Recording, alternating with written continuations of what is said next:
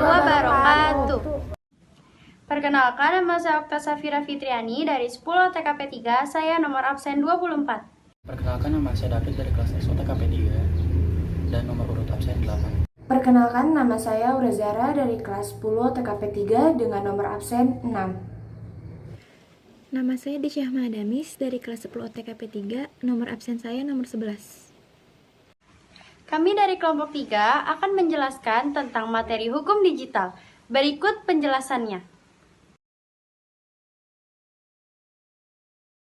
Akan dibahas untuk pertama kalinya yaitu latar belakang hukum digital. Hukum digital sangat erat lekatnya dengan kejahatan. Hal ini juga didukung oleh globalisasi. Zaman terus berubah-ubah dan manusia mengikuti perubahan tersebut. Perubahan tersebut diikuti oleh dampak positif dan dampak negatif. Ada dua unsur globalisasi, yaitu unsur internal crime dan unsur external crime. Akan menjelaskan tentang pengertian hukum digital. Menurut KBBI, hukum adalah peraturan atau adat yang sesuai atau dianggap resmi oleh masyarakat, bersifat mengikat dan telah dikukuhkan oleh penguasa atau pemerintah.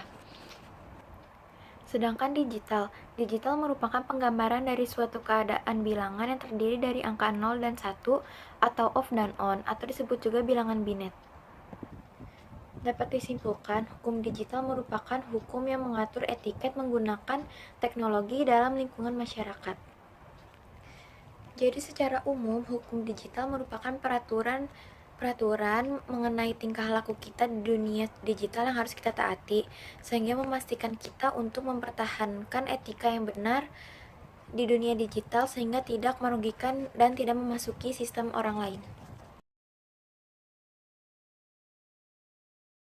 Di sini saya akan menjelaskan tentang tujuan, peranan, dan fungsi dari hukum digital.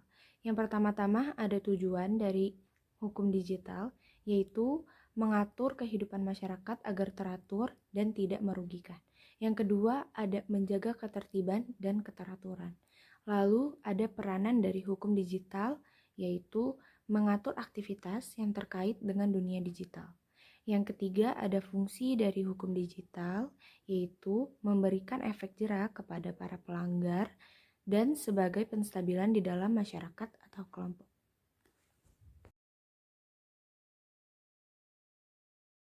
Yang akan dibahas adalah teori hukum digital. Yang pertama adalah teori kepercayaan atau Vetterman Theory. Teori ini menjelaskan bahwa adanya pernyataan objektif yang dipercayai oleh berbagai macam pihak.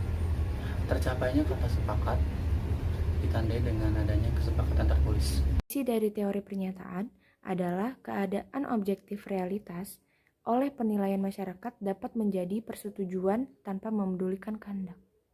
Lalu setelah itu ada teori kehendak yang berisi teori menitik beratkan pada kehendak para pihak yang merupakan unsur esensial dalam perjanjian.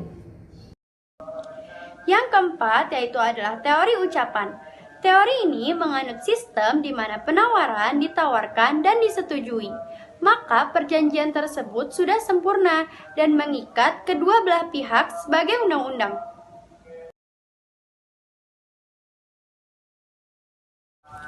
Aspek-aspek dalam hukum digital ada 5 aspek. Yang pertama yaitu aspek hak cipta. Yang kedua, aspek merek dagang. Yang ketiga, aspek fitnah dan pencemaran nama baik. Aspek keempat yaitu aspek privasi. Dan yang kelima yaitu aspek yuridis dalam ruang siber.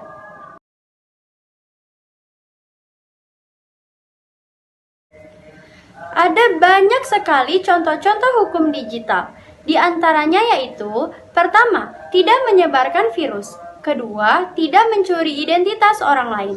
Ketiga, tidak melakukan tindakan spamming. Keempat, tidak menyebarkan berita hoaks. Dan yang kelima, pencemaran nama baik. Contoh-contoh hukum digital sangatlah banyak. Di sini, saya akan mencoba menjelaskan contoh nyata tentang kasus pelanggaran hukum digital yang terjadi di masyarakat Indonesia adalah penyebaran berita bohong atau hoaks.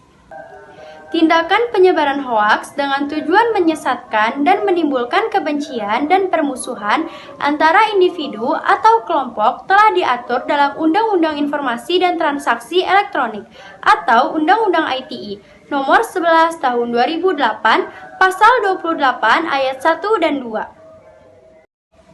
Sekian penjelasan dari kelompok kami. Wassalamualaikum warahmatullahi wabarakatuh.